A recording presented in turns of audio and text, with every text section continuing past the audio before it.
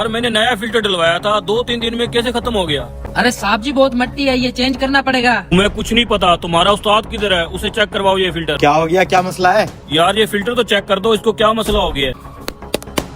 बहुत मट्टी है यार इसके अंदर। अच्छा नया फिल्टर मंगवा लो, चेंज करवा लेते हैं। बैठे।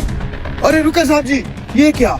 साहब जी आपके कुर्ते पे तो लाल रंग का पेंट लगा हुआ है, ये देखें। ये ले देखें साहब जी, पूरे कुर्ते पे पेंट लगा हुआ है। ओ लेकिन यार मेरे कुर्ते पे इतना सारा पेंट आया कहाँ से? रुको रुको 1 मिनट। क्या हुआ साहब जी? अगर पेंट मुझे पहले का लगा होता तो मैं भी इसी गाड़ी पे बैठ के आया हूँ, तो गाड़ी को क्यों नहीं लगा हुआ? मुझे लगता है किसी कौवे ने लाल पेंट पी के आपके ऊपर बीट मारी है, उससे लगा है ये। कुर्ता उतार के मुझे दें, मैं इसको ड्राई क्लीन करवा के अभी देता हूँ। ये उतार के दे दें।